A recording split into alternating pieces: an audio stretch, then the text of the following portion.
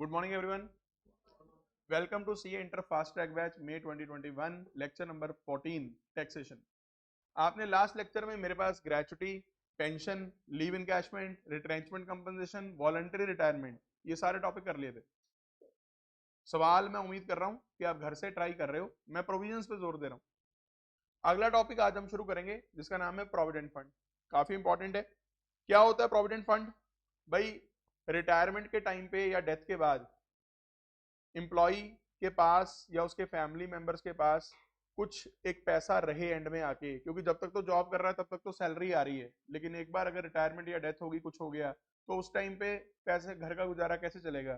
तो एक social security schemes होती हैं कि चलो जिस टाइम पे आदमी जॉब कर रहा है उसकी कुछ कुछ सेविंग फंड में कंट्रीब्यूट हो जाए और वो फंड का पैसा एंड में जाके इकट्ठा रिटायरमेंट पे या डेथ पे एम्प्लॉय को मिल जाए या उसके फैमिली मेंबर्स को अगर डेथ हो जाए। तो प्रोविडेंट फंड के टैक्स ट्रीटमेंट्स क्या हैं? उसके लिए हमें पहले तो ये समझना पड़ेगा कि जब मैं सैलरीज की बात करूं तो हमारे तीन तरह के प्रोविडेंट फंड्स हैं सैलरीज हेड में। एक आरपीएफ, एक एसपीएफ और एक आरपीएफ है रिकॉग्नाइज प्रोविडेंट फंड, एसपीएफ है स्टैट्यूटरी प्रोविडेंट फंड और यूआरपीएफ है अनरिकॉग्नाइज्ड प्रोविडेंट फंड। एक फंड हम और आपने सुना होगा सबने, पीपीएफ, पब्लिक प्रोविडेंट फंड। वो फंड वो भी प्रोविडेंट ही है, पर उसको मैं ये कह रहा हूं उसे सैलरी से बहुत ज्यादा कंफ्यूज ना करो, क्योंकि पीपीएफ में तो कोई भी कंट्रीब्यूट कर सकता है। Even a self employed individual जो कोई अपना बिजनेस चला रहा है, अपना प्रोफेशन कर रहा है, he can also contribute to PPF. PPF में एम्प्लॉय सेगमेंट के लोग भी कंट्रीब्यूट कर सकते हैं, नॉन एम्प्लॉयज भी कर सकते हैं। लेकिन जो हमारा एसपीएफ है, आरपीएफ है, यूआरपीएफ है, ये मेनली एम्प्लॉयमेंट सेक्टर के लिए। हम इस चैप्टर में सारी पढ़ लेंगे, ठीक है? तो अगर मैं बात करूं आरपीएफ, यूआरपीएफ वगैरह की, उसमें एम्प्लॉयर कंट्रीब्यूशन भी आ सकता है, एम्प्लॉइज कंट्रीब्यूशन भी हो सकता है, ठीक है? और ये कंट्रीब्यूशन फंड में जमा हो के आगे इन्वेस्ट होता रहता है और वहां से जो रिटर्न कुछ कुछ आती है वो फंड में ही क्रेडिट होती रहती है, यानी इस पे ब्याज भी मिलता है। यानी जब मैं सैलरी साइड में बात करूंगा तो मेरे को आपको एक तो ट्रीटमेंट सिखाना पड़ेगा, एक तो मुझे ट्रीटमेंट सिखाना पड़ेगा एम्प्लॉयर्स कंट्रीब्यूशन का, एक सिखाना पड़ेगा एम्प्लॉइज कंट्रीब्यूशन का, और एक समझाना पड़ेगा इंटरेस्ट ऑन एम्प्लॉयर और एम्प्लॉइज कंट्रीब्यूशन का। एम्प्लॉयर कंट्रीब्यूशन, एम्प्लॉइज कंट्रीब्यूशन और दोनों के ब्याज। थोड़ी गड़बड़ हो रही तो मैं ओरली बोल रहा हूँ, जरा कोऑपरेट करो, ठीक है? अब तीन तरह के प्रोविडेंट फंड है, एसपीएफ, आरपीएफ, यूआरपीएफ। पहले इनकी बात करते हैं। सबसे पहले एसपीएफ। देखो एसपीएफ मेंटेन होता है सरकारी मुलाजमों के लिए, सरकारी ऑर्गेनाइजेशंस की तरफ से। तो इनका, इनके अंदर तो ना एक ना स्कीम होती है, आपने सुनी होगी, ई एग्जाम्ट एग्जाम्ट एग्जाम्ट। जब पैसा जमा हुआ एग्जाम्ट, जब उसके ऊपर ब्याज मिला एग्जाम्ट, और जो उसका पैसा इकट्ठा मिला वो भी एग्जाम्ट। यानी तीन कंपोनेंट होते हैं, एक कॉन्ट्रीब्यूशन वो भी एग्जाम्ट है, उस कॉन्ट्रीब्यूशन पे इंटरेस्ट वो भी एग्जाम्ट है, और जो एंड में जाके पैसा इकट्ठा मिला वो भी एग्जाम्ट है। ट्रिपल ई स्कीम बोलते हैं इसे, ई। तो एसपीएफ तो ई पे, एम्प्लॉयर ने जितना भी कंट्रीब्यूशन किया सारा एग्जाम्ट है, यानी सैलरी का पार्ट नहीं बनेगा। एम्प्लॉई ने जो कंट्रीब्यूट किया उसकी उसे डिडक्शन मिल गई एटीसी में, यानी अगर मैंने 1 लाख रुपए एसपीएफ में डाला साल में, तो 1 लाख की मैं क्या ले लूंगा? डिडक्शन। हालांकि एक बात ध्यान रखना, ये जो 1 लाख का मैं कंट्रीब्यूट करूंगा ये मेरी बेसिक सैलरी का ही पार्ट होगा वैसे तो, क्योंकि जो कंट्रीब्यूशन जाता है फंड्स में वो मेरी सैलरी में से कट के जाता है। तो अगर मैं कहता हूं कि मेरा 10,000 रुपए महीना फंड में जा रहा है, एम्प्लॉइज कॉन्ट्रीब्यूशन, एम्प्लॉइज, और मेरी बेसिक सैलरी है 1 लाख रुपए महीना मान लो, तो 1 लाख की ही कैलकुलेशन लूंगा मैं बेसिक सैलरी में, और जो 10,000 रुपए महीने है वो नीचे जाके मैं क्या दे दूंगा? डिडक्शन एटीसी में। एम्प्लॉइज कंट्रीब्यूशन और एम्प्लॉयर कंट्रीब्यूशन दोनों पे इंटरेस्ट जो क्रेडिट हो जाएगा फंड में ही, वो दोनों एग्जाम्ट है, और जो लमसम पैसा मिलेगा एंड में जाके रिटायरमेंट पे या रेजिग्नेशन पे वो भी एग्जाम्ट है। इसी को मैं बोल रहा था ट्रिपल ई स्कीम। यस और नो? अब बात करते हैं आरपीएफ की, यही आपको सबसे ज्यादा मिलता है सवालों के अंदर, आरपीएफ। यस और नो? आरपीएफ का मतलब क्या है? Which is recognized by the chief commissioner of income tax और CIT, commissioner of income tax. हालांकि पेपर में रिकॉग्नाइज्ड है या नहीं है ये बता रखा होता है, और अगर क्वेश्चन साइलेंट हो तो हम ज्यादातर आरपीएफ मान के चलते हैं, ठीक है? सुनिएगा, सबसे पहले तो एम्प्लॉयर कॉन्ट्रीब्यूशन की बात करते हैं। एम्प्लॉयर जो यहाँ पे कंट्रीब्यूट करता है वो करता है जितना भी करता है उसका 12% ऑफ आरबीएस। आरबीएस बोले तो रिटायरमेंट बेनिफिट सैलरी। कैसे निकलती थी retirement benefit salary? Basic plus DA forming part plus commission fix percentage on turnover. HRA में भी यही लेते थे हम। तो ये 12% ऑफ सैलरी हम निकालेंगे, उसको एग्जाम्प्ट करके बाकी का टैक्सेबल कर देंगे। किस हेड में करेंगे? सैलरीज। एक बात ध्यान रखना, कई बार बच्चे यहाँ पे ना शॉर्टकट लगाते हैं कि अगर क्वेश्चन कह रहा है 15% एम्प्लॉयर कॉन्ट्रीब्यूट कर रहा है तो बच्चे कहते हैं 3% टैक्सेबल कर दो। आपको यहाँ ध्यान देना पड़ता है कि अगर वो कह रहा है 15% बेसिक पे का कॉन्ट्रीब्यूट हो रहा है पर क्वेश्चन में डीए भी आ रहा है फॉर्मिंग पार्ट, फिर आपको 12% अलग फिगर का निकालना है और 15% सिर्फ बेसिक पे का निकालना है। ये बात का ध्यान रखना। यस और नो? और अगर डीए के बारे में क्वेश्चन साइलेंट हुआ तो बताओ उसे फॉर्मिंग पार्ट मानना है कि नहीं मानना? उसे ना मानो, लेकिन अगर क्वेश्चन ने एक्सप्रेसली कह दिया कि भाई बेसिक प्लस डीए को मिला के एम्प्लॉयर कॉन्ट्रीब्यूट कर रहा है फिर तो डीए फिर फॉर्मिंग पार्ट है। जितना जितना डीए का पोर्शन रिटायरमेंट बेनिफिट्स के लिए मतलब प्रोविडेंट फंड में जा रहा है, डीए का जितना पोर्शन उतना फिर रिटायरमेंट बेनिफिट के लिए माना जाएगा। ये पॉइंट मैंने एचआरए में भी बताया था आपको। जो एम्प्लॉय कंट्रीब्यूट करेगा उसकी उसे डिडक्शन मिल जाएगी एटीसी में। फिर बात करते हैं ब्याज की। जो एम्प्लॉय ने कंट्रीब्यूट किया हुआ है उसके ऊपर ब्याज जो क्रेडिट हो रहा है फंड के अंदर, उस ब्याज की साथ साथ टैक्सेबिलिटी हो जाएगी, लेकिन वो टैक्सेबिलिटी होगी आफ्टर एन एग्जम्पशन। एग्जम्पशन कितनी मिलेगी? 9.5% पर एनम मैक्सिमम में। अगर इससे कम इंटरेस्ट मिल रहा है वो सारा एग्जम्प्ट हो जाएगा, अगर इससे ऊपर मिल रहा है तो इससे ऊपर का टैक्सेबल हो जाएगा। और किस हेड में होगा? सैलरीज। जो during the tenure interest credit होता है वो सैलरीज में होता है। अक्सर बच्चे यहाँ पे इंटरेस्ट वर्ड देख के भावुक हो जाते हैं और अदर सोर्सेज में ले जाते हैं। ध्यान रखना, जो ड्यूरिंग द टेन्योर, टेन्योर किसका? Tenure of service. क्योंकि ये जो ब्याज क्रेडिट हो रहा है ना ये ड्यूरिंग द टेन्योर हो रहा है, ये अभी रिटायरमेंट नहीं हुई, अभी तो वो काम कर रहा है वहां। पैसा भी जो कंट्रीब्यूट हो जा रहा है फंड में, बताओ रिटायरमेंट के बाद हो रहा है या काम करते हुए हो रहा है? काम करते हुए हो रहा है। यस और नो?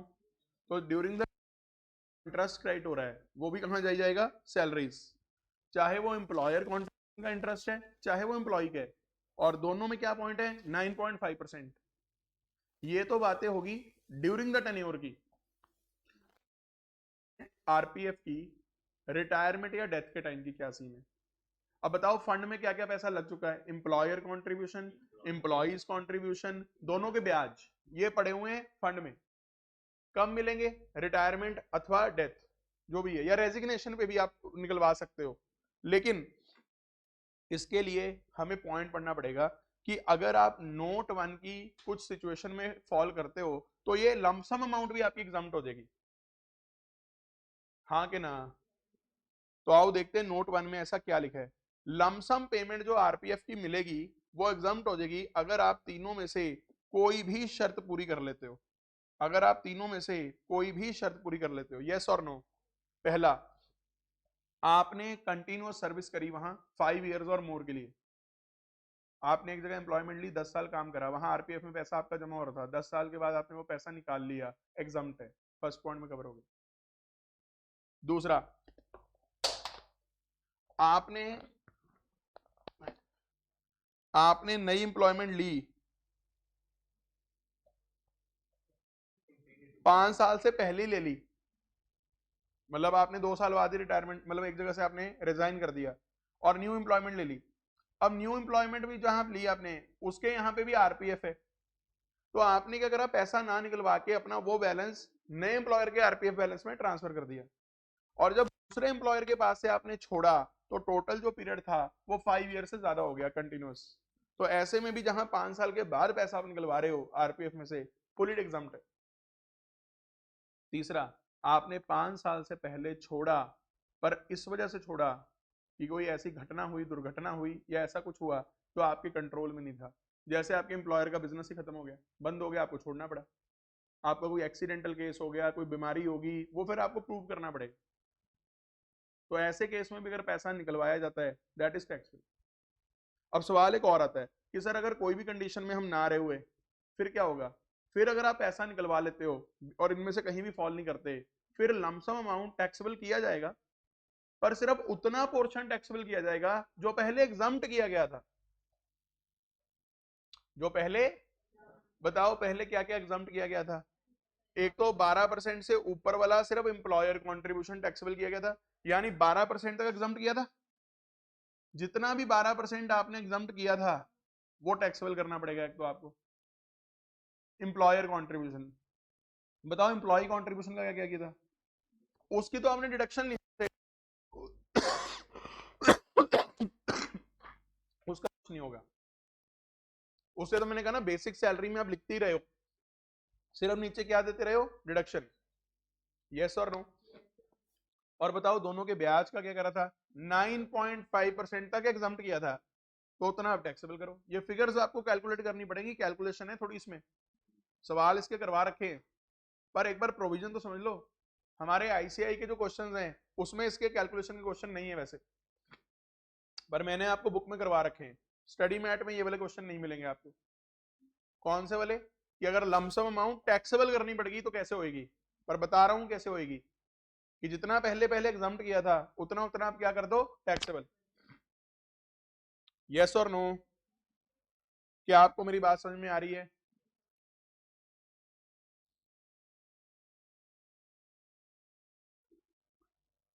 मैंने एक बात ध्यान रखना, जो एम्प्लॉयर कंट्रीब्यूशन होता है वो तो सैलरीज में टैक्सेबल होता है एंड में आके भी।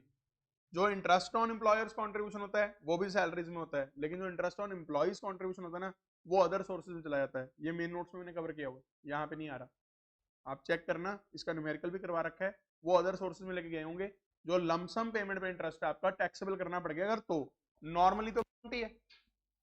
अब एक दो क्वेश्चन आपकी बुक में ऐसे भी हैं साल हो रहा है और इकट्ठा आरपीएफ का पैसा मिल रहा है, तो वहां तो फिर हमने उसका कोई संधि विच्छेद ही नहीं करा कि कितना इसमें एम्प्लॉयर है कितना इसमें इंटरेस्ट है, क्योंकि उसे टैक्सेबल ही नहीं करना। फिर तो एक नोट लिख देते हैं सीधा। क्या नोट लिख देते हैं? क्योंकि एम्प्लॉय ने 5 इयर्स और मोर की सर्विस रेंडर कर ली है, इसलिए आरपीएफ का सारा लमसम पेमेंट क्या है? टैक्स फ्री है, एग्जम्प्ट है। तो वहां तो उस नोट से हमारा काम चल जाता है। लेकिन अगर उसे टैक्सेबल करना पड़ा, फिर हमें उस अमाउंट के अंदर संधि विच्छेद करना पड़ेगा, इसमें एम्प्लॉयर कंट्रीब्यूशन कितना है, इसमें एम्प्लॉय कितना है, इसमें ब्याज कितना है, वो फिर आपको फिगर्स देगा वो। क्या आपको प्रोविजन क्लियर है? आरपीएफ समझ में आ गया? और एक इस बार की आरपीएफ की अमेंडमेंट भी है जो मैंने आपको बता दी है ऑलरेडी, कि आरपीएफ, एनपीएस और सुपर एनुएशन फंड, ये तीनों मिला के 7.5 लाख वाला पॉइंट है, वो अलग है, वो अलग चल रहा है। यस और नो? एक ना इसमें पॉइंट और आ जाता है कई बार क्वेश्चन में, लोन अगेंस्ट आरपीएफ या लोन फ्रॉम आरपीएफ। ये क्या होता है कि आरपीएफ में आपका पैसा पड़ा है, तो उसे एज अ सिक्योरिटी यूज करके आपने किससे लोन लिया? बैंक से या कहीं से, क्योंकि पैसा तो आपका ही है। तो ऐसा लोन का कोई टैक्स ट्रीटमेंट नहीं है, because loan is not an income. Loan income थोड़ी हुई, ये तो रीपे हो जाएगी। यस और नो? सबको क्लैरिटी है? अब बात करते हैं यूआरपीएफ की। यूआरपीएफ की, यूआरपीएफ में ना एक बात ध्यान रखिएगा, अनरिकग्नाइज फंड है। अब इसमें प्रॉब्लम सुनो क्या होती है। कई बार लोग क्या करते हैं, अनरिकग्नाइज फंड्स बनाते हैं और उसके अंदर ना पेमेंट्स करनी शुरू कर देते हैं एम्प्लॉय के लिए। अब हमारे इनकम टैक्स वालों को क्या लगता है, फंड तो रिकग्नाइज है नहीं, एम्प्लॉयर कंट्रीब्यूट करी जा रहा है, करी जा रहा है, करी जा रहा है, पैसा जाई जा रहा है, जाई जा रहा है, पता नहीं एम्प्लॉय को मिल भी रहा है कि नहीं मिल रहा, पहली बात। और ऊपर से एम्प्लॉयर उसकी डिडक्शन भी ले पीजीबीपी चैप्टर के अंदर कि मेरा खर्चा हो रहा है। तो एक तो पीजीबीपी चैप्टर में लिख रखा है कि जहां भी आप अनरिकग्नाइज्ड फंड्स में आप पैसा लगाओगे हम उसे अलाउ नहीं करते। एक तो ये बात आपको वहां लिखी मिल जाएगी, सेक्शन 40A में लिखी हुई है कि भाई अनरिकग्नाइज्ड फंड्स में अगर आप पैसा लगाते हो एम्प्लॉइज के लिए, it is not allowable as a deduction. तो एम्प्लॉयर की तो जो चलाकी चुस्ती थी कि अगर मैं वहां लगाई जाऊं, पैसा दूंगा भी नहीं एम्प्लॉय को और खर्चा भी क्लेम करी जाऊंगा, वो तो खत्म हो गया। और एम्प्लॉय के लिए क्या कर रखा है इन्होंने कि बेटा तेरे लिए हम तब तक टैक्सेबल नहीं करेंगे यूआरपीएफ का पैसा जब तक तेरे को मिलेगा नहीं, तो टेंशन मत ले। यानी एक बात याद रखिएगा, यूआरपीएफ का जो सारा टैक्स ट्रीटमेंट है वो लमसम पेमेंट पे है सारा। आप देख सकते हैं एम्प्लॉयर जो कंट्रीब्यूट कर रहा है, मैंने साफ लिख दिया to be taxable entirely at the time of lump sum payment. इसे ये नहीं बोलना चाहिए during the tenure of service it is exempt, बस इसको इतना ही लिख देते हैं, क्योंकि इसे एग्जाम्शन ना बोलो कि एग्जाम्शन दे दी, इसे बस ये बोला है कि तब देखेंगे यार, बाद में देखेंगे। यस और नो? एम्प्लॉइज कॉन्ट्रीब्यूशन अगर हो रहा है कोई, उसकी डिडक्शन नहीं है कोई एटीसी में, ये भी समझ में आ गया होगा। दोनों के इंटरेस्ट का भी लमसम में ट्रीटमेंट है, साथ साथ कुछ नहीं करेंगे। और बेटा अब आ जा तू लपेटे में, जब पैसा इकट्ठा मिलेगा, बताओ इकट्ठा क्या क्या मिलेगा? चार चीजें मिलेंगी। सारा एम्प्लॉयर कॉन्ट्रीब्यूशन इस टाइम टैक्सेबल करेंगे जब मिलेगा, सारा एम्प्लॉइज कॉन्ट्रीब्यूशन टैक्सेबल करेंगे। नो, एम्प्लॉइज कॉन्ट्रीब्यूशन साथ साथ टैक्सेबल हो चुका है, उसकी डिडक्शन भी नहीं ली कोई, वो तो बेसिक पे में आ ही गया होगा। ये गलती मत कर देना, हाँ के ना? दोनों के ब्याज, अच्छा तो एम्प्लॉयर कॉन्ट्रीब्यूशन लमसम सारा कहां लेके जाओगे? Salary head. लमसम पे जो इंटरेस्ट मिलेगा सारा एम्प्लॉयर कॉन्ट्रीब्यूशन पे, वो भी सैलरीज, ये भी इकट्ठा टैक्सेबल है। और बताओ लमसम पे सारे पे जो एम्प्लॉइज कॉन्ट्रीब्यूशन पे इंटरेस्ट मिला होगा, क्या वो भी टैक्सेबल होगा? यस, वो अदर सोर्सेज में जाएगा। यानी जो चार कंपोनेंट थे हमारे, एम्प्लॉयर सैलरी, एम्प्लॉयर का ब्याज सैलरी, एम्प्लॉइज का कंट्रीब्यूशन नॉट टैक्सेबल, अब नहीं करेंगे टैक्सेबल, और एम्प्लॉइज कंट्रीब्यूशन का ब्याज अदर सोर्सेज। और एक बात बताऊं, वैसे तो एम्प्लॉय के बेनिफिट की बात करी हुई है यहाँ पे, लेकिन एक प्रॉब्लम क्या होगी, यहाँ स्लैब बहुत हाई हो जाएगा इस ईयर में आके, इकट्ठा पैसा जब मिलेगा। हाँ के ना? क्या आप मेरी बात समझ पा रहे हो? तो यहाँ आके हमारा प्रोविडेंट फंड, एसपीएफ, आरपीएफ और यूआरपीएफ, क्या आपको सारा रिवाइज हो गया? और एक बात और बताता हूं, जब क्वेश्चन में अकेला पीएफ लिखा होता है, मैं क्यों उसे बोलता हूँ आरपीएफ मानो, क्योंकि ना आपको क्वेश्चन में ज्यादातर दे देते हैं कॉन्ट्रीब्यूशन टू पीएफ, तो जितना जितना किया होता है उसका तो during the tenure he treatment होना होता है, और यूआरपीएफ का तो ड्यूरिंग द टेन्योर ट्रीटमेंट ही नहीं होता कोई, तो इसलिए हम लोग ज्यादातर क्या मान के चलते हैं? आरपीएफ। यस और नो? किसी के मन में कोई डाउट? चलें आगे। अगला टॉपिक आ जाता है जी पीपीएफ, वो मैंने अलग रखा है, कोई भी कर सकता है यहाँ, एम्प्लॉयर कॉन्ट्रीब्यूशन का कोई यहाँ से कुछ नहीं है। कंट्रीब्यूशन हमारे इसके रूल कहते हैं पीपीएफ के कि 500 पर ईयर, और मैक्सिमम कितना है? 1.5 लाख। ये इनकम टैक्स वाले नहीं बोलते, पीपीएफ वालों के रूल है अपने, ये पोस्ट ऑफिस वालों की स्कीम है पीपीएफ, ठीक है? तो ये उनकी वेबसाइट से जाके आपको सारी डिटेल मिल सकती है कितना। स्कीम थोड़ी इनकम टैक्स वाले बताते हैं, स्कीम तो प्रोडक्ट है उसकी है, हाँ कि ना? अब एटीसी का डिडक्शन मिल जाता है एक तो, जितना आप इसके अंदर कंट्रीब्यूशन करते हो, समझ रहे हो नहीं समझ रहे हो मेरी बात? और सारा पैसा एंड में मिल जाता है आपको विद इंटरेस्ट, और वो एग्जाम्प्ट है, पर 15 साल का लॉक इन पीरियड है, मतलब लॉक इन पीरियड लंबा है। देखो सीधी बात होती है, जहां एग्जाम्पशंस मिल रही हैं, या तो रेट कम होंगे या लॉक इन पीरियड ज्यादा होंगे, तीन चार फैक्टर्स होते हैं देखो इन्वेस्टमेंट्स के। रेट ऑफ इंटरेस्ट, जहां रेट ऑफ इंटरेस्ट, अब एफडी है, एफडी का रेट ऑफ इंटरेस्ट थोड़ा हाई होता है कंपैरेटिवली, पर वहां पे क्या, तो इंटरेस्ट पूरा टैक्सेबल है, तो वहां टैक्स के लपेटे में आ जाता है बंदा। 30, जो बंदा स्लैब रेट जिसकी 30% होगी, अगर वो 10 लाख की एफडी कराए, और उसके अगर ऊपर अगर उसे 1 लाख का भी ब्याज मिला, चार पांच जो इतना भी मिला, तो उसे 1 लाख के ऊपर 30% तो टैक्स लग जाएगा, इसलिए लोग एफडी उतना अच्छा नहीं मानते। अब पीपीएफ क्या है? लॉक इन पीरियड लंबा है पर टैक्स फ्री है, एफडी का भी लॉक इन पीरियड लंबा है पर टैक्स लग जाता है, रेट ऑफ इंटरेस्ट हाई है। तो फैक्टर्स मेनली क्या? Rate of interest, lock in period, समझ रहे हो, और टैक्स रेट्स। तो ये सारी चीजें इकट्ठी चलती होती हैं, लेकिन बहुत सारी चीजों को स्टडी करके पीपीएफ को काफी हद तक अच्छा माना गया काफी लोगों के द्वारा, कि जिसको थोड़ा थोड़ा पैसा इन्वेस्ट करना है। जैसे मैं तो आपको भी बोलता हूँ, हमेशा बच्चों को बोलता हूँ कि यार आप भी, आपको अगर कोई पॉकेट मनी मिलती है, कुछ मिलता है, आप एक साल में 5 भी नहीं होता, यही हमारी जेब में पड़ा रहता है। आप सोचो, अगर आपको पॉकेट मनी मिल रही है, अगर आप महीने का 200 रुपए 300 रुपए भी पीपीएफ में डालना शुरू कर दो अभी से, हमारी ये सेविंग्स प्रमोट ही नहीं हो रही है, हमारी ये हैबिट्स। आप एक तो मत्था मारोगे कि भाई पीपीएफ अकाउंट कैसे खुलेगा, सीखने को मिलेगा। आप जैसे ये पेपर आपके मे के हो जाते हैं, आप इस स्टडी को लेके आओ ना अपने यूज के अंदर। अभी कौन सा कोई आपने बड़ा खर्चा करना है खुद से, तो आप 100 रुपए 200 रुपए अगर आप महीने का एक हैबिट बना लो, आप एक बैंक की आरडी चलाओ, रेकरिंग डिपॉजिट, एक यहाँ पे डालो पीपीएफ में, पोर्टफोलियो बनाना शुरू करो, अपनी पड़ी हुई चीजों को लेके आओ प्रैक्टिस के अंदर। पर अमाउंट इतनी कम लेके चलो कि आपको फर्क ही ना पड़े कुछ। और वैसे तो बीपीएफ है, सेफ है, आरडी है, सेफ है। अपना पोर्टफोलियो खुद मैनेज करना सीखो ना सर, फर्क पड़ता है चीजों का। जितना खुद टकरे मार के सीखोगे ना, उतना कोई नहीं सिखा सकता। ये चेंज लेके आओ अपने अंदर, और बहुत नॉमिनल से अमाउंट। फिर कंपाउंडिंग का मजा दिखेगा आपको कि कंपाउंडिंग कैसे वर्क करती है। बटुए में पैसा पड़ा हुआ, पर्स में पैसे पड़ा हुआ, गुल्लक में पैसा पड़ा हुआ ग्रो थोड़ी करेगा। उसे लेके आओ ना फाइनेंशियल सेक्टर के अंदर। हम लोग क्या करते हैं, कोर्स करते हैं सिर्फ एग्जाम क्लियर करने के लिए। ये बड़ी गड़बड़ है। कोर्स पढ़ो एप्लीकेशन में लेके आने के लिए। हाँ, लालच ना करो कि अब मेरा आरडी में इतना बन गया, अब मैं और कहाँ लगाऊं शेयर। मतलब लालच को आपको अभी रोकना पड़ेगा स्टूडेंट लाइफ में, अनटिल एंड अनलेस आपको बहुत अच्छी नॉलेज नहीं है। क्योंकि कई बच्चे होते हैं जो स्टूडेंट लाइफ में भी बहुत कुछ कर लेते हैं, बट उनकी नॉलेज होती है। वो जुआ या सट्टा नहीं खेलते। जिसको नॉलेज नहीं होती वो गैम्बल करता है, जिसको नॉलेज, नॉलेज के बेस पे कमाने की कोशिश करता है। तो जिसको नॉलेज नहीं है वो सेफ तो चल सकता है, पीपीएफ सेफ है, आरडी सेफ है, रेकरिंग डिपॉजिट। उसका तो टीडीएस का क्वेश्चन भी करते थे हम आरडी का, याद करो, आपको टीडीएस के चैप्टर में मिलेगा आरडी के इंटरेस्ट का कैसे उस पर टीडीएस कटता है। आओ आगे चलूं, आगे कि ना चलूं। इसका कुल मिला के पॉइंट क्या है, ये भी ट्रिपल ई स्कीम है। क्यों ट्रिपल ई है?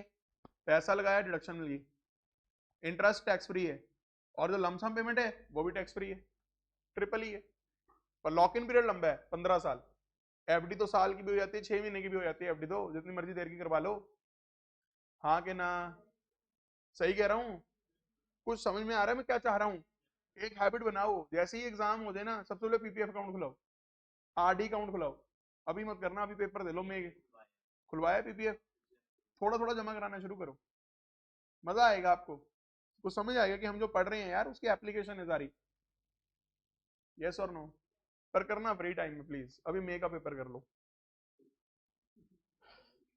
ये अप्रूव्ड सुपर एनुएशन फंड, एक तो इसके अंदर वही वाला पॉइंट आ गया ना नया वाला, ये आरपीएफ, एनपीएस और अप्रूव्ड वाला 7.5 लाख वाला, यहां लिख दिया। ठीक है, बाकी इसके अंदर क्या होता है, अभी तो हमने पढ़ा था employer's contribution to approved superannuation fund. Sir अगर एम्प्लॉय भी कर दे उसकी डिडक्शन है उसे, किस सेक्शन में? एटीसी। और लमसम पेमेंट और जो सारा इंटरेस्ट है वो भी क्या है, एग्जाम्प्ट है। पर इसके अंदर ना कंडीशंस और रिस्ट्रिक्शंस होती हैं, अगर आप उनके हिसाब से करते हो अमाउंट विड्रॉल, फिर वो एग्जाम्प्ट हो जाता है, फिर वो क्या हो जाता है, एग्जाम। पर अगर क्वेश्चन साइलेंट हो और आपसे सिंपल क्वेश्चन पूछे कि बताओ जी अप्रूव्ड सुपर एनुएशन फंड का पैसा निकाल लिया एम्प्लॉय ने एज पर रूल्स, तो क्या है वो, टैक्स फ्री है। क्योंकि ये भी ई स्कीम पे चल रहे हैं। पैसा जमा कराया, डिडक्शन मिल गई, ब्याज मिला, टैक्स फ्री, लमसम पेमेंट मिली, टैक्स फ्री। बताओ ऐसे केसेस में रेट ऑफ इंटरेस्ट बहुत हाई होगा या थोड़ा कम होगा? कम होगा, क्योंकि जब टैक्सेस में इतने आपको, तो रेट ऑफ इंटरेस्ट थोड़ा सा कम होता है। और रिस्की होंगे, लेस रिस्की होंगे? ये थोड़े लेस रिस्की हैं, रिस्की है ही नहीं, बल्कि आप इसके अंदर पैसा आपका वो डेट की तरह है। यस और नो? इसके बाद हमारा टॉपिक आता है इसके अंदर, tax on non monetary perquisites paid by employer on behalf of employ. देखो ये शॉर्ट में समझ लो, नॉर्मल प्रोविजन क्या होती थी, अगर क्वेश्चन कहता है income tax paid by employer on behalf of employ, तो हम उसे 17(2)(4) में टैक्सेबल कर लेते थे, मॉनिटरी पर्क्स। यस और नो? बस एक बात का ध्यान रखना कि अगर क्वेश्चन स्पेसिफिकली कह रहा है कि एम्प्लॉयर एम्प्लॉय पे इनकम टैक्स पे कर रहा है उसके बिहाफ पे, लेकिन नॉन मॉनिटरी पर्क्स पे कर रहा है। नॉन मॉनिटरी पर्क्स में क्या क्या आता था, रेंट फ्री अकोमोडेशन, जितने भी पर्क्स हमने 17(2)(4) के अलावा वाले पढ़े सारे नॉन मॉनिटरी हैं, जिसमें एम्प्लॉयर खुद फैसिलिटी अरेंज करवा देता था एम्प्लॉय के लिए और खुद पैसे पे करता था। और होती थी वो फैसिलिटी, बताओ ऑफिशियल पर्पस के लिए, पर्सनल पर्पस के लिए? पर्सनल। ऑफिशियल में तो पर्क आता ही नहीं।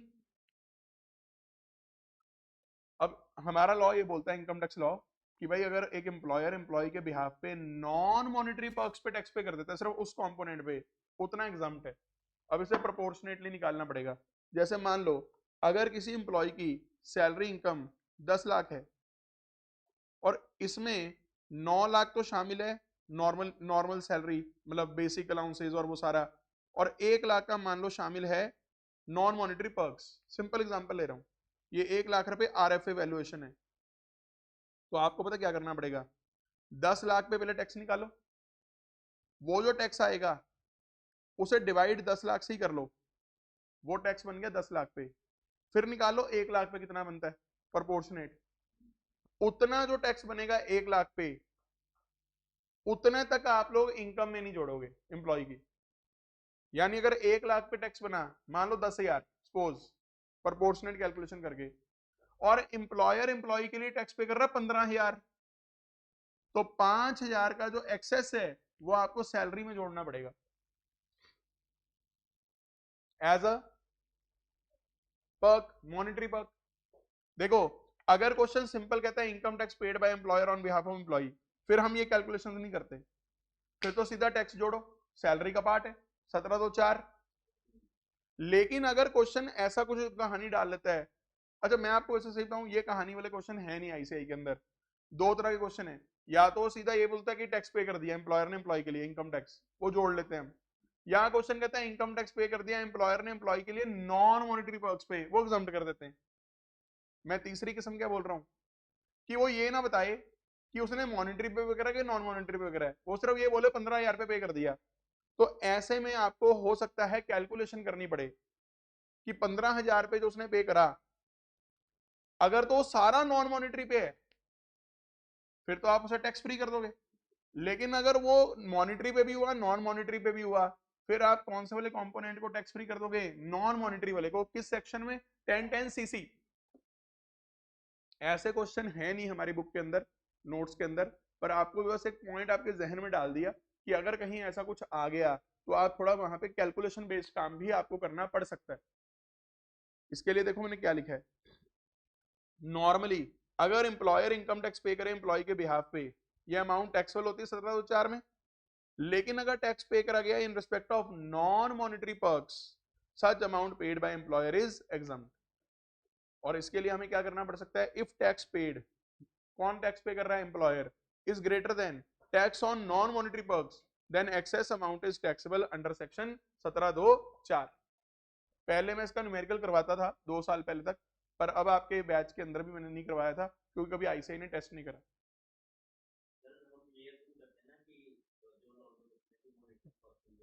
अगर क्वेश्चन साइलेंट हो और सिर्फ ये लिखा हो income tax paid by employer on behalf of employ, हम चुपचाप उसे 17(2)(4 में जोड़ लेते हैं, हम ये अजम्पशन नहीं लेंगे कि ये नॉन मॉनिटरी पर्क्स का है और उसे एग्जम्प्ट कर दें, नहीं लेंगे जब तक क्वेश्चन स्पेसिफिकली ना कहे।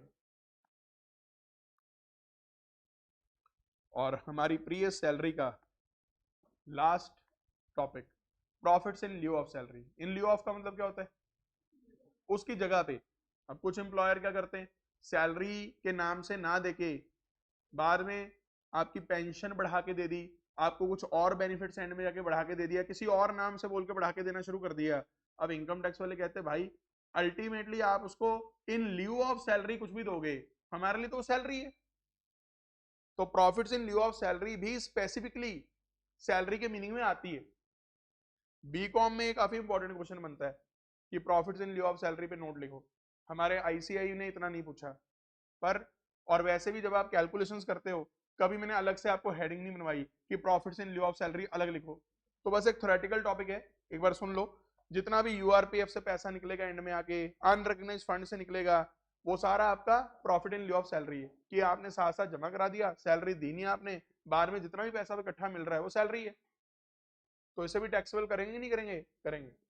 फिर एक टॉपिक आता है की मैन इंश्योरेंस पॉलिसी, इसके बारे में मैं बता देता हूँ फटाफट से। की मैन इंश्योरेंस पॉलिसी होती क्या है, एम्प्लॉयर को लगता है कि उसके बिजनेस के लिए कोई इंपॉर्टेंट आदमी बड़ा की मैन, अगर उसको कल को कुछ हो गया तो मेरे बिजनेस को लॉस है। अब वो की मैन जरूरी नहीं एम्प्लॉय हो, वो एम्प्लॉय भी हो सकता है, वो कस्टमर भी हो सकता है। सर कस्टमर कैसे, भाई जहां B2B ट्रांजेक्शन होती हैं, कई बार कोई ऐसा बिजनेस हाउस आपका कस्टमर है जो मेजोरिटी सेल आपकी वही करवा रहा है, अगर कल को उसे कुछ हो गया आपको आपकी सर्वाइवल में भी इशू लगता है। इवन कोई सप्लायर भी हो सकता है, कोई वेंडर भी हो सकता है। तो ये टॉपिक ऐसा है, इसको मैं सैलरीज में भी कवर करता हूँ, इसका ट्रीटमेंट पीजीबीपी में भी होता है और इसका ट्रीटमेंट अदर सोर्सेज में भी आ सकता है। तो यही एक बार समझ लो क्योंकि आगे जब दोबारा आएगा मैं थोड़ा फास्ट चलूंगा। अब कीमैन इंश्योरेंस पॉलिसी ले कौन रहा है? बिजनेस हाउस ले रहा है कोई? है सिंपल लाइफ इंश्योरेंस पॉलिसी है, पर कीमैन इंश्योरेंस पॉलिसी के टर्म से चलती है मार्केट में, है लाइफ इंश्योरेंस ही, पर keyman insurance policy tax treatment अलग है इसका, लाइफ इंश्योरेंस का अलग होता है। कीमैन इंश्योरेंस पॉलिसी का जो प्रीमियम पे होगा, कीमैन इंश्योरेंस पॉलिसी का जो प्रीमियम पे होगा वो एम्प्लॉयर डेबिट कर सकता है अपने P&L के अंदर, यानी बिजनेस का खर्चा है, अलाउड है। इवन अभी सर्कुलर आया था 2-3 साल पहले कि पार्टनरशिप केस के केस में अगर पार्टनर्स के नाम पे भी कीमैन इंश्योरेंस पॉलिसी ली है, even that is allowed as an expense. ये मैंने शायद आपके सर्कुलर में भी कहीं डाल रखा है, जहां आपके नोट्स होंगे ना, मेन नोट्स, वहां के पॉइंट डला हुआ होगा, if I am not wrong. ध्यान नहीं बाकी मुझे, आप चेक कर लेना। पहले सुन लो, यहाँ कहाँ ढूंढ रहे हो? पीजीपी में मिलेगा, सैलरी की बुक है। हाँ जी सुनो, कहीं भी पेज आगे पीछे करने लग गया तो आगे सुनो। पीजीबीपी हो गया। अब अगर तो ये पैसा आपने मतलब कि एम्प्लॉयर ने खुद ही रख लिया बाद में कीमैन इंश्योरेंस का, जो पॉलिसी का पैसा मिलेगा वो टैक्सेबल है पीजीबीपी के अंदर, यानी प्रीमियम अलाउड है और पॉलिसी का पैसा टैक्सेबल है। लेकिन अगर ये पॉलिसी का पैसा उस एम्प्लॉय के पास भी चला जाता है जिसके लिए आपने कीमैन इंश्योरेंस ली थी, अगर एम्प्लॉय को कल को कुछ हो गया तो उसके उस एम्प्लॉय के पास अगर पैसा जाता है पॉलिसी का, वो उसके लिए प्रॉफिट इन लिeu ऑफ सैलरी है जो यहां पढ़ रहे हो।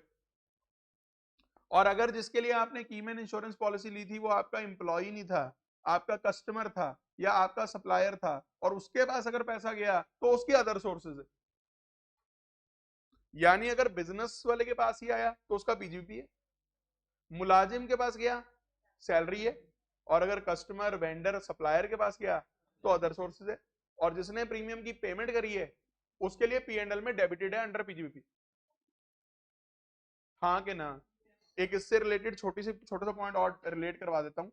जब हमने वो पढ़ा था ना सेक्शन 80C लाइफ इंश्योरेंस वाला, वैसे तो 80C बहुत ब्रॉड है, उसके अंदर एक पॉइंट होता था लाइफ इंश्योरेंस पॉलिसी का प्रीमियम जो आप पे करते थे तो उसकी डिडक्शन मिल जाती थी 80C में, और उसमें लिमिट्स होती थी कि 10% से ज्यादा अगर आपके सामने शोर्ट से 10% से ज्यादा अगर आपका प्रीमियम है तो हम सिर्फ 10% अलाउ करेंगे। पहले 20 होता था, बीच में 10 करा, फिर 15 कर दिया, इस तरह थे। वो छोड़ो, चलो आप 10% मान के चलो एक बार, तो 10% की डिडक्शन मिल जाती थी, और एंड में जो पॉलिसी का पैसा मिलता था वो भी टैक्स फ्री होता था। वहां पे पॉलिसी का जो पैसा मिलता था लाइफ इंश्योरेंस का, रवनीत जी प्लीज क्लास में ध्यान दें, वो भी टैक्स फ्री होता था अंडर सेक्शन 1010D। उसकी भी यही कंडीशन थी कि 10% से ज्यादा ना क्रॉस हो रहा हो प्रीमियम। अब सुनो लोग करते क्या थे, लेते थे कीमैन इंश्योरेंस पॉलिसी, उसका प्रीमियम डेबिट करवाते थे, और बाद में कीमैन इंश्योरेंस पॉलिसी को आगे असाइन करके इसे एक सिंपल लाइफ इंश्योरेंस बोलने लग जाते थे कि तो सिंपल लाइफ इंश्योरेंस है, ताकि जो पॉलिसी का पैसा लमसम पे मिले वो टैक्स फ्री हो जाए। क्योंकि जो पॉलिसी का पैसा इकट्ठा मिलता है वो अगर आप कुछ कंडीशंस पूरी कर लेते हो वो टैक्स फ्री हो जाता है नॉर्मल लाइफ इंश्योरेंस के अंदर। तो फाइनेंस एक्ट 13 में एक अमेंडमेंट आई थी जिसमें उन्होंने क्लियर बोल दिया था कि जो पॉलिसी कीमैन इंश्योरेंस पॉलिसी के नाम से इशू हुई है, आप उसे आगे ट्रांसफर करो, उसे असाइन करो, चाहे विद कंसिडरेशन करो चाहे विदाउट कंसिडरेशन करो। जो पॉलिसी कीमैन इंश्योरेंस पॉलिसी के नाम से इशू हुई है वो लाइफ टाइम क्या रहेगी? कीमैन इंश्योरेंस पॉलिसी ही रहेगी। वो अमेंडमेंट लाने का सबसे बड़ा रीजन ही क्या था? क्योंकि कीमैन इंश्योरेंस पॉलिसी का जो लमसम मिलता है वो टैक्सेबल है इन एनी केस, एम्प्लॉय को मिलेगा सैलरीज में जाएगा, कस्टमर को मिलेगा अदर सोर्सेज में जाएगा, और हमारे पास रहेगा अगर तो पीजीपी में जाएगा। ये सबसे बड़ा रीजन था उस अमेंडमेंट का कि कीमैन इंश्योरेंस पॉलिसी का अगर आपने एक बार बेनिफिट ले लिया प्रीमियम का, वो फिर कीमैन इंश्योरेंस पॉलिसी ही रहेगी। क्या आपको ये बात समझ में आई कि नहीं आई? हाँ कि ना? उसके बाद सुनिए भाई, मान लो आपको कोई एम्प्लॉयमेंट पे बंदा चाहिए। अब हमारी बात ही करो, हमें अगले सेशन के लिए हमें ना टीचर चाहिए। मान लो हमें नवंबर दिसंबर से टेंशन होनी शुरू हो जाती है कि यार अगले बैच शुरू होने हैं तो हमारे पास टीचर चाहिए अगर कोई। तो मान लो दिसंबर से हमने प्लानिंग शुरू कर दी कि यार मार्च से हमें टीचर चाहिए, एक इंटरव्यूज होनी शुरू होगी। अब एक टीचर मिल गया, अच्छा हमें चाहिए मार्च से, पर कैंडिडेट अच्छा है, हमें डर है यार कहीं छोड़ के ना चला जाए, कि मार्च तक वेट ना करे कहीं और नौकरी मिल जाए। हमने उसे बोला कि देखो स्टार्टिंग तो आपकी मार्च से ही होगी, लेकिन एम्प्लॉयमेंट शुरू होने से पहले आप हमसे लाख रुपए ले लो और आप कहीं और अब इंटरव्यूज देनी बंद कर दो, वैसे आपकी सैलरी मान लो 70,000 रुपये महीना, 80,000 रुपये महीना है, पर 1 लाख रुपए वैसे पकड़ लो आप एम्प्लॉयमेंट शुरू होने से पहले, ताकि आप कहीं और मत देखो। अब आर यू अंडरस्टैंडिंग? ये उसकी सैलरी से प्रॉफिट इन लिeu ऑफ सैलरी में आ जाता है। यानी एम्प्लॉयमेंट शुरू होने से पहले या एम्प्लॉयमेंट खत्म होने के बाद कुछ भी अगर आपको एम्प्लॉयर या प्रोस्पेक्टिव एम्प्लॉयर से आपको कुछ मिलता है, वो आपकी किस हेड में रहती है? सैलरी। इवन ये ऐसे भी होता है कि कोई पेपर हो गया मान लो, उसकी सिलेक्शन होगी लेकिन अभी ज्वाइनिंग नहीं आ रही, तो उस पीरियड के लिए कंपनसेट करने के लिए कि जब तक ज्वाइनिंग लेट हो रही है कुछ मिलेगा, तो वो भी क्या मान लिया जाएगा? Profit in लिeu of salary. क्या आपको मेरी बात समझ में आ रही है? पढ़ के देखो तीसरा पॉइंट।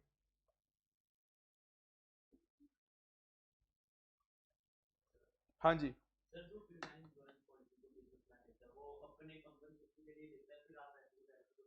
सर, देखो बच्चा पूछ रहा है कीमैन इंश्योरेंस पॉलिसी का जो पैसा होता है बिजनेसमैन अपने लिए लेता है, फिर वो देखो इसमें क्लॉजेज होते हैं कि आपने आपने सोचा इतना ही आपके लिए कीमैन है, तो आप ये चाहोगे ना कि कल को उससे कुछ होता है तो उसकी फैमिली मेंबर्स का भी ध्यान दिया जाए। तो वो उस तरह की चीजें हैं कि कुछ पैसा उधर भी ट्रांसफर होगा या कुछ पैसा उधर होएगा, तो उसके लिए उसकी टैक्सेबिलिटी है। ऐसे होता है। अब ऐसे तो अगर हर बंदा सिर्फ अपने बारे में ही सोचेगा तो फिर मुश्किल हो जाएगा ना जिंदगी का चक्का चलना। तो कीमैन इंश्योरेंस पॉलिसी में जरूरी नहीं पैसा एम्प्लॉयर खुद ही रखे सारा अपने पास, एम्प्लॉय के पास भी हो रहा हो सकता। समझ रहे हो मेरी बात? वो चीज है।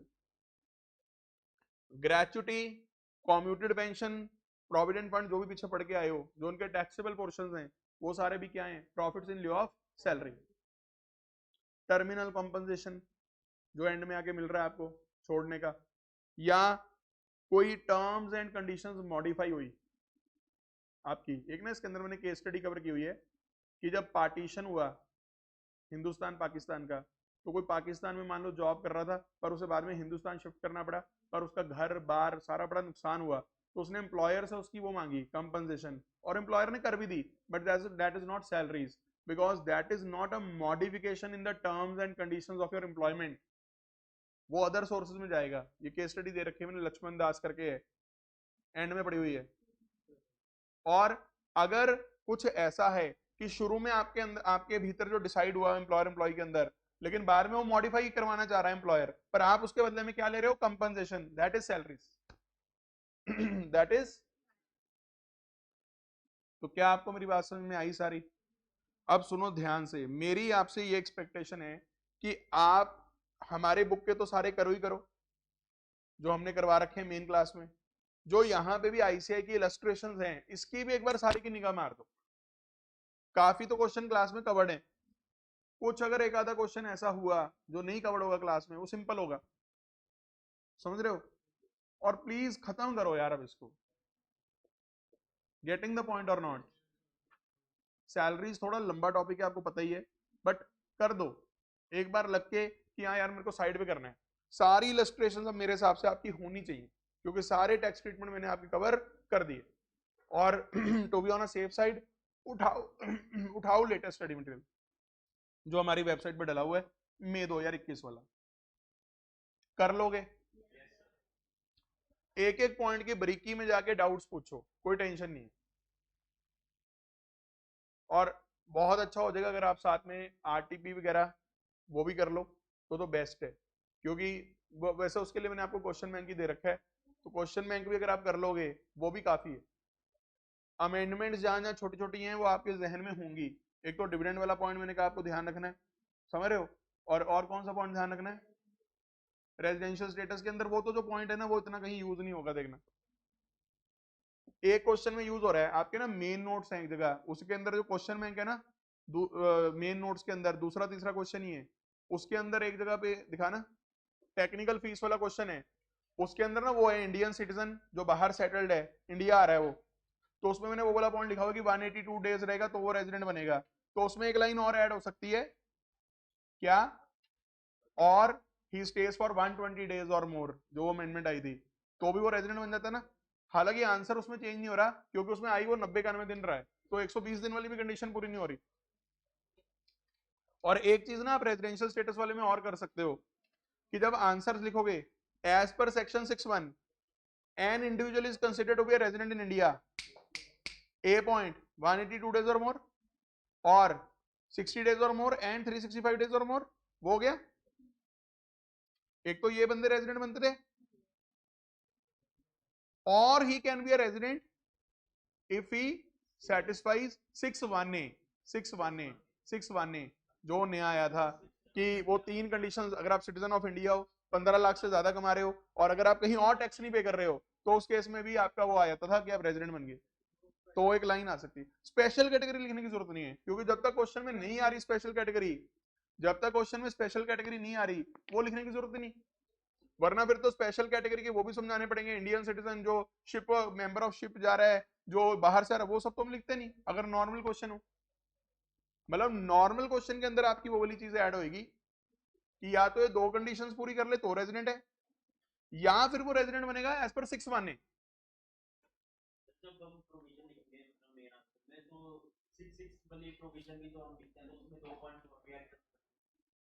सिक्स सिक्स वाली जो नहीं, वो मेरे हिसाब से देखो 6(6) वाली जो 2 और ऐड हुई हैं जो आप कह रहे हो, वो मेरे ख्याल तभी ऐड करो अगर वो या 6(1)(a) वाला इंडिविजुअल हो, या वो इंडिविजुअल हो वो वाला 120 डेज वाला। तभी है ना वो 2 पॉइंट्स, एक 120 डेज वाला पॉइंट है उसमें, और एक 6(1)(a) वाला पॉइंट है कि 6(1)(a) वाला हमेशा एनओआर रहेगा, एनओआर रहेगा, और एक जो वो 120 डेज की वजह से आर बना है वो भी हमेशा एनओआर रहेगा, तो यूज करना। वरना क्या जरूरत है वो यूज करने की मेरे हिसाब से। यस और नो, बोलो क्लियर है तो रोके यहाँ पे क्लास। डन है, चलो आज के लिए इतना ही। Thank you much, bye bye, take care, और प्लीज क्वेश्चन सारे कंप्लीट कर दो। Bye bye.